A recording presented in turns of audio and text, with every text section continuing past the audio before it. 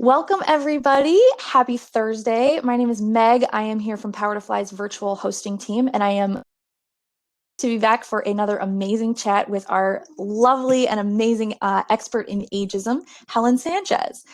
So before we get into the questions today, I know we have, I'm going to try and make the most of our time, but I know we have some people that are probably new to Bevy. So real quick, I'm going to talk you through the basics of how this works. On the right-hand side of your screen, you should either have a slide-out panel or a little box that has a chat, like a voice bubble, speech bubble icon in it.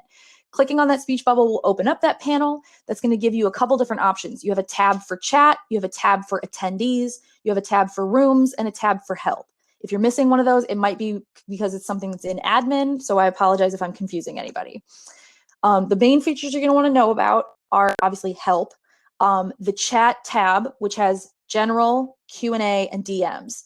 DMs is pretty self-explanatory. QA is where I'm going to put questions. So if you navigate over there now, you'll see one question from an attendee. Thank you, Nadia, or not Nadira, I'm sorry.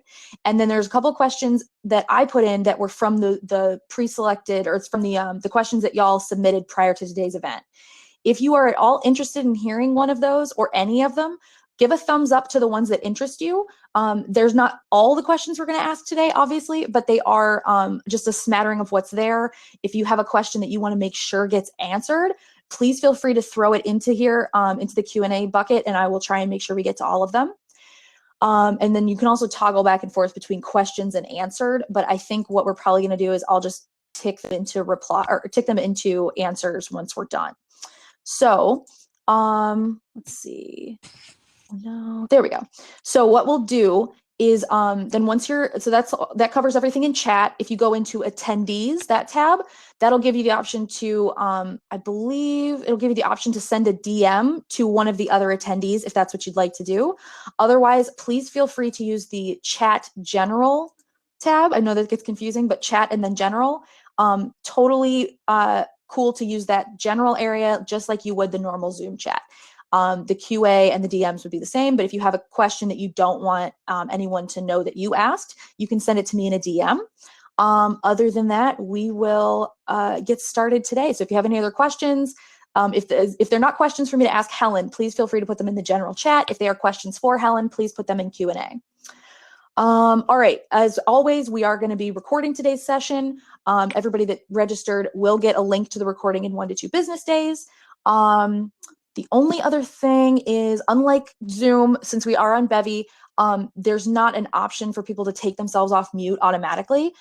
So what we're going to do is, at least for the 30-minute chats right now, I think we're going to not have guests come off mute, unfortunately, but we are going to road test that in future ones. So just because there's like 6 steps involved to get you all able to come off mute. So to get us started with the questions today, I see we have a couple different ones people are interested in.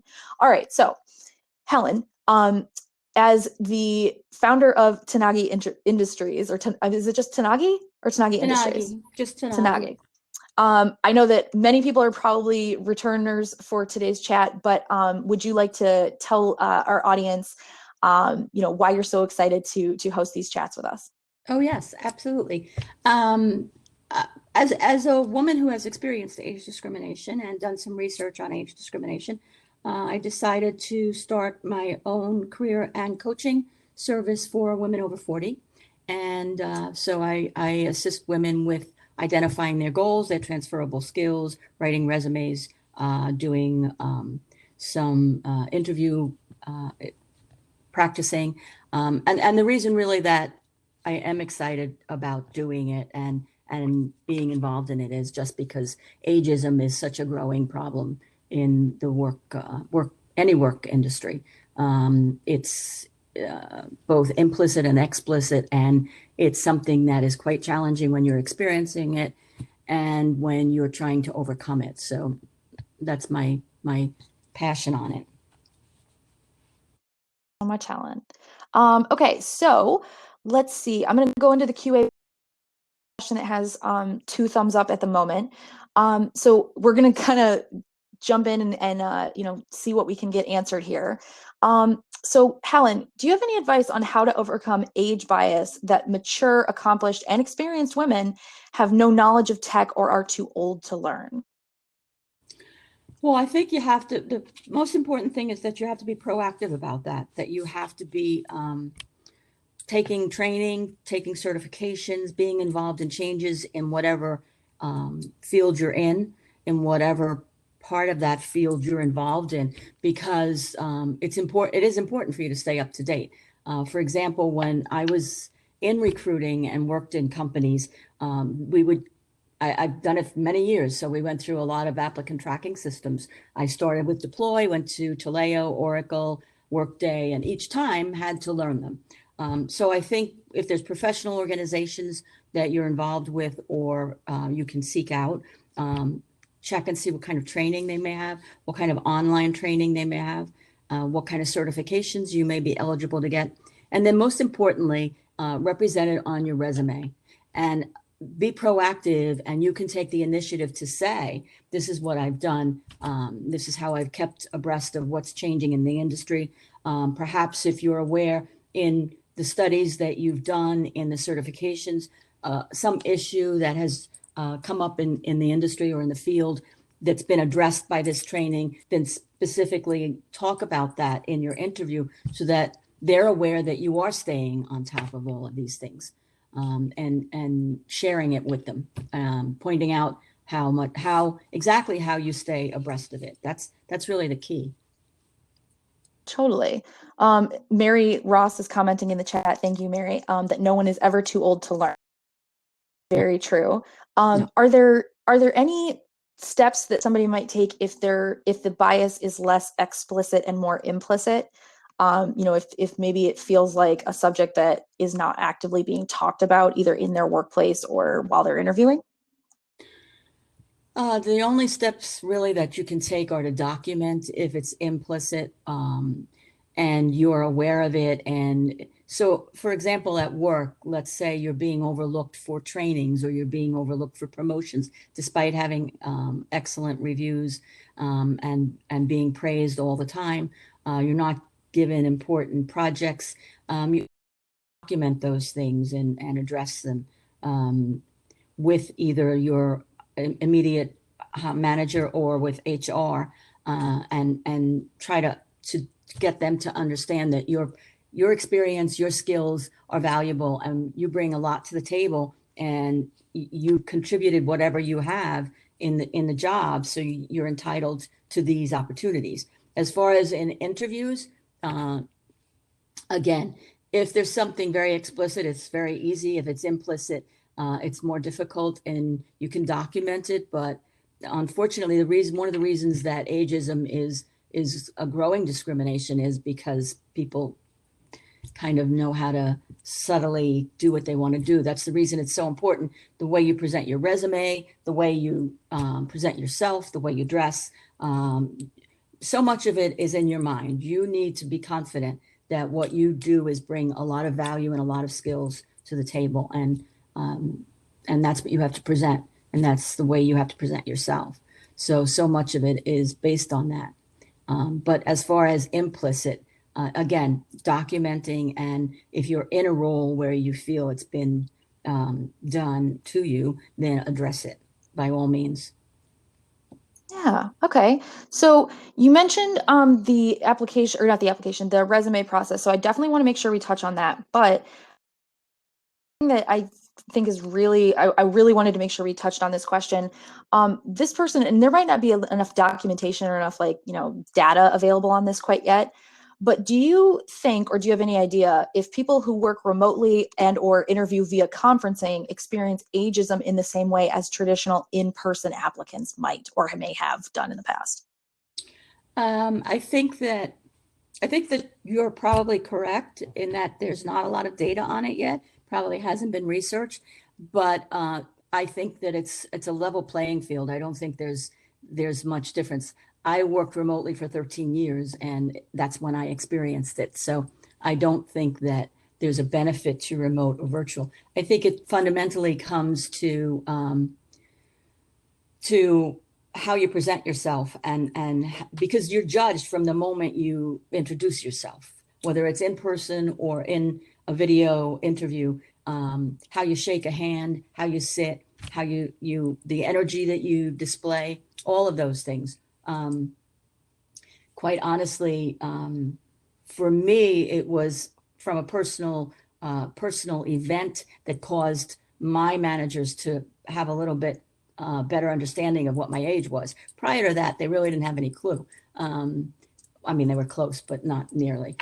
So it really is how you present yourself, the energy you bring to those interviews, either in person or online, how you present yourself, your confidence level, how you dress, sit, all of that is really important. It's really great if you can record yourself on your phone and then take a look and evaluate yourself. Look at it and say, what can I do better? What can I do different? Or show to friends and ask friends, what do you think I can adjust so that it's harder for them to understand what my age is. So I think that's important. As far as your resume, yes, you need to make sure that that's not giving them an opportunity as much as possible to identify age.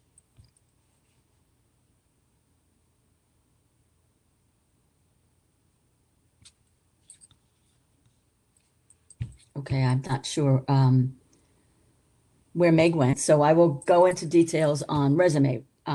For your resumes, you should definitely not have objectives, have summaries. You should go back 10 to 15 years. Try not to go back longer. If you have had one role, then you need to work with it a different way. But it's very important that you format it so that it makes it a little bit more difficult for them to immediately identify. So the 10 to 15 years experience, the summary, not objective, no dates on education, anything you've done recently, you should highlight training, certifications. As far as contact information today, everything is online. Really what is necessary is email, cell phone, location, city, but not a specific address. And sometimes if we presented a resume that had our street address and an objective, they would immediately date us. So it's important to make sure it's formatted that doesn't identify you. And I will look in the chat box for another question. How can you construct your resume? Absolutely, that's what I just mentioned. That's very key. Okay, you have 2 tech certifications, industry groups. One of the important things, if you mentioned, Tommy, that you are trying to get involved in industry groups for discussions and issues. The other key to that, because 60% of jobs are acquired through networking, is to use those groups to network, to try to introduce yourself to the other people in the group, to talk to them about their current role, the organization they're with, what the organization is doing, and try to target in on what your experience is and how it applies to what they're doing. If you are given, for example, a list of members in a group, or who's going to be attending an event that you're going to, or who's going to be speaking, look at the company that's aligned to their name, look at what they do, look at their history, look at how they present themselves online, and use all of that in a conversation to develop a relationship, that 15-minute coffee chat that everyone talks about on Zoom, so that you can develop a relationship to network. And not networking isn't saying to someone, even that you meet at an organization event, my name is Helen, here's my resume, do you have a job? No, it's getting to know people in the circle that you need to identify as where you might make connections to find a job. So it's introducing yourself, having what's called an elevator speech, which in 2 or 3 minutes will tell them exactly what you do and your background is, and then talking about something that perhaps is that you're passionate about what their company's doing, that you've identified some issues in something that the organization is talking about, something that will make that meeting memorable for them. And that's a new contact for you. I love that. Okay, so I'm so sorry about all the confusion, y'all, but I'm back. So forgive me if I'm covering ground that Paloma was able to get through with y'all. But we did have a bunch of people in the Q&A bucket asking questions about resumes. So some of the more common ones, Mona Lisa had asked what style of resume is preferred, how you can construct your resume to not really reflect your age, especially if you've spent many years at the same firm. So let's talk a little bit about the resume process and what maybe are some of the ground rules and ways that you can address something like a lot of time spent at one job. Right. We did talk a little bit about resume, but that's a topic. It's my bad. If you already covered this, we can go to another question. No, there's never too much time on resumes, Megan. Absolutely not. So again, you need to be sensitive to the way they're formatted today. So in the address, you have, as I mentioned earlier, your cell phone, your email address, your name. If you have any designations, certifications, you can add those, and the city you're in, but it's not necessary to put a street address. On younger resumes, those are not there.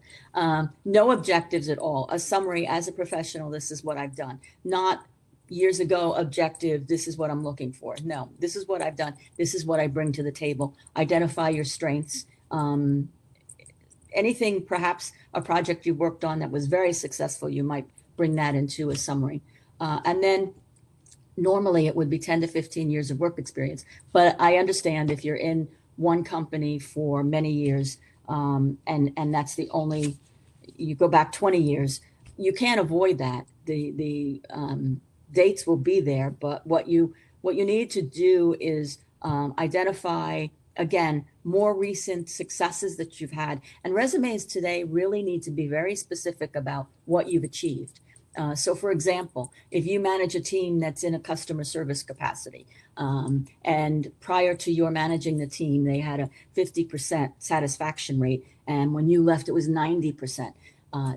You need to talk about that specifically. If, for example, again, they handled 500 customer concerns a week when you started, and when you left, it was 1,500. You need to talk about how you increased satisfaction, specifically how you increased response time, whatever it was. It needs to be very specific, and it needs to be your achievements and your successes. So the way to get around those 20 years, perhaps, is to focus on those things that you've done in more recent years and on the specific achievements, because that is, if you can focus on specific achievements and specific contributions, it will take their mind off dates. So that's really how you, and as far as physical format, some of the robots that resumes go into, the black hole, do not like the fanciness, the columns, the little strikes across, or the colors. So it's better really to have something classical or traditional as far as what's on the paper. Really great. And that's actually something that I was told earlier in my career, because coming out of art history as my backfield, I was going for sometimes more creative jobs as well as admin positions. And so I actually had two versions of my resume, one that was a little bit punchier, a little bit more visually interesting in a PDF format. Right. And then I had a plain one that was very cut and dry, not a lot of formatting to it, anything just to get past ETS, which is applicant tracking systems, in case anybody is unaware. So we do have a lot of great questions about resumes. I am going to direct people to the links that I shared about some of our past chats on ageism, especially those with Helen, or resume building. So there's a couple different links there. They kind of all got mushed together. My apologies, but there's a couple different links there to where you can go to our video archives and search our past chats there. If you're looking for resumes, anything with the allure. Their names are Kelly and I'm going to get this wrong. Kelly Kugler. And let's see, there's a couple, but anyway, anything with Kelly Kugler is great for resumes, and Helen obviously is the queen of our ageism stuff. So definitely check those out, because there's a lot of these they won't say basic questions, but a lot of the nuts and bolts ones that we answer all the time, and we get into more detail on different chats. So let's see. Okay, so one person had asked where'd it go? What are some age-friendly industries that we can consider, especially since not everybody, is going to be involved in tech? Right. I'm honestly not I usually don't identify industries. It's usually, you need to focus down further than that, because if you're not in tech, or if you are in tech, in fact, whatever you're doing can apply to other industries. If you're asking what are age-friendly industries, then you're open to other opportunities. So what you can do is you can Google return ships, and you'll be able to see, and I know Power to Fly, even last week, had a speaker from Morgan Stanley talking about return ships. And there are companies that will pop up. I mean, there's a lot of companies today that do what they call return ships. So Amazon, Microsoft, Morgan Stanley, IBM. I'm trying to remember the name of the company that we hosted in the job fair. I hosted them in the job fair 2 weeks ago because they had a really great return ship program that looked amazing. I'm resharing your panel from the last summit that was all about return ships and overcoming ageism. So I'm sharing the recording to that right now. Let me go in here. And the other piece of that is, even if you're not coming back, so it's not a return ship, if you Google those companies, obviously they're very open to people who are more mature, people who have experience. So even if you're going from one job to another, those are good companies to target, because they embrace the fact that you come to the table with something that's valuable. Yeah, absolutely. Okay, so I'm still digging back in to find that information for y'all. But as we go forward here, I know, okay, so we touched on this a little bit at the beginning, but there's been a couple other questions about video interviewing. So Susan had said, it's hard to show us a laptop. What is your opinion of standing during a video interview? So let's touch on Susan's and then maybe a little bit to best practices for video interviewing. I think that that standing during an interview is video interview is fine. I have done it, and so it's manageable. But I think I agree with you that it's more difficult in a video interview to share your energy. But the way you express yourself, like I always have trouble not doing the hand thing, is comes across on a video interview. So you, again, practicing on your phone, you can see what kind of energy you impart in that interview. Is it, do I look like a robot?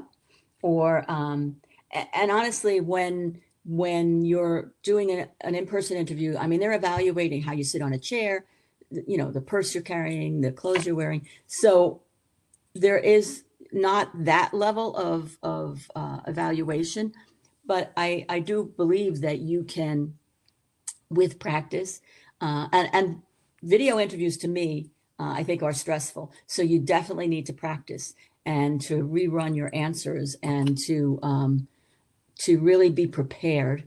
But I think, yes, I think the important thing, the key is, what are you comfortable with?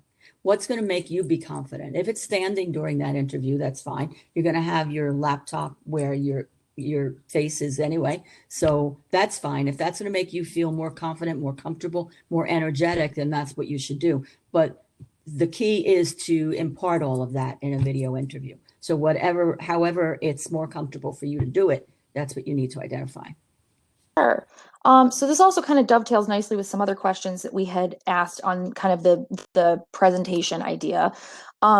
So this other person had asked, should I dye my hair for interviews? And oh, yes, I mean, this is fine at Power to Fly, but this is a question I have asked myself a couple times. So why don't you kind of touch on this idea of like the visual representation and whether or not that is something you should alter? I think that it's a very personal decision, as yours is, Megan. But I think the key to that is, obviously, your goal is to make it more difficult for them to decide how old you are. So quite honestly, up until the time I left the workplace, I was blonde. And so it's what makes you feel comfortable and confident. If dyeing your hair is going to energize you and make you feel 10 years younger, then go for it. But if being a gray-haired, confident, comfortable, and dynamic woman then stay gray. It just depends, it's what's going to make you feel better. At the end of the day, that's the key to presenting yourself really well, is what's going to make you feel more confident, more comfortable. So I think that it's a personal decision, and it depends on on your gray. Sometimes, we look at so many even celebrities today and people in media that we see, and there are a number of them who are gray. So it's fashionable today too. So I think you have to just decide what's the comfortable decision for you. I think there's, again, not to beat that same theme, but it's whatever's going to make you be comfortable, confident, energetic. And you need to understand that with ageism comes a lot of skill, a lot of experience, and a lot of value. And that's what you need to take with you when you go out for an interview or get on a video interview. You need to sit down and really think about how important and how valuable everything you've done throughout your professional life is, because it gives you the confidence to put across that dynamic picture. No, I think that's absolutely true. I mean, like you said, just like purple is a very much a choice for me. I've had this conversation with people over the the 2 years that I've had it of, oh, I could never use that. I can never do that at my job. And I feel like it's much the same thing. Like if I were to go someplace and interview with purple hair is the reason they don't want me for the job, it's probably not a place that I really want to work. That being said, not everyone has the luxury of being able to say, well, I don't want your job because I want my hair more. But like you said, if it's something that's going to energize you, go for it. One of the things that I think we touched on a little bit with the video interviewing stuff that I forgot, I wanted to make sure we highlighted, is that if you're video interviewing and you're not real confident in the tools of video interviewing, Helen said to practice, and you can do that on your phone, you can do it on anything, but like if you know that they're gonna like send you a Zoom link or send you a Microsoft Teams invite or something, test out this stuff. Most everybody has one of those accounts and can like run a practice test like call with you, but test it out and make sure you're confident in it, because like that's something that Power to Fly did when I was interviewing for my first remote role. And I didn't even realize that it's sort of a test in and of itself. Like they didn't say anything about it, they just sent me a Zoom link. So if you can figure out how to work Zoom, which we used every day pre-pandemic anyway, it was kind of a first hurdle to jump. So showing that you are not cowed or thrown off your game by the newer technology, whether you're in tech or not, is definitely, going to go to your point. And just like Helen just said, your experience in the workforce is not something that they can just get from any whippersnapper. You can't like teach somebody overnight how to deal with various issues in the workplace. You can't teach them a work ethic. You can't teach, it doesn't happen overnight. And these are all things that, generally speaking, older workers bring to the table, and that's valuable. And that should be, you should treat it as the asset that it is. Absolutely. And that's where your research is so important, because you need to research the company that you're going to interview with and determine how what you have experienced comes to their table and will benefit them. And that's what you need to talk about in an interview, so that you're making them understand, whether they're younger than you, older than you, your age, you're making them understand the value that you bring to what they do. Maybe in their industry, if you do research, you'll see that there's something that is a negative or a drawback that everyone in the industry is dealing with, and maybe you've contributed to changing something with the company you've been with. That's what you need to talk about. You need to identify that, but it's very important to do research and understand. Sure. All right. So I know we're at time and you have a hard stop. Before you go, I shared your LinkedIn information with our audience today. Is there any other way that they can reach out to you, or any other point of contact for you, or would you just prefer they go through LinkedIn? No, they can email me. It's hdsanchez@tanagui.com. They can look at the website, they can email me, and yeah, I'm happy to chat with any of them. They can go in and set up a chat with me. All right. And I just shared that in the chat too. Okay. And the last thing that I would like to say to everyone on network. It's so valuable. And you can't underestimate it. And if you're not comfortable with it, reach out to me and we'll get comfortable with it, because it's really important, especially today. Awesome. Thank you so much. So one last thing before we run out of time, I flagged those searches you can do in our back catalog. When it comes to networking, there's another one. If you just search with the networking keyword, there will be a ton of chats past and future that come up. But if you are at all interested in networking further on every day that we have a summit, so like our mini summit is coming up April, oh man, I never get this time right, 6th through the 9th. I'm sending the link right now where you can get signed up. It's free, but every day that we do our mini summits, we start the day with virtual networking on Icebreaker. So definitely make sure that if you are at all interested, you don't even have to come to the fair if you or come to the Diversity Reboot Summit if you don't want to. You can just come for the icebreakers. So definitely make sure that you check that out. Helen, as always, thank you so much for spending time with us, and thank you all for joining us, especially exploring our new Bevy platform. So hopefully we'll have many more of you back in the future. Yes, I look forward to it, and thank you all for joining us. Yes. All right. Thanks so much, everybody. Bye. Have a nice Thanks, day. Megan.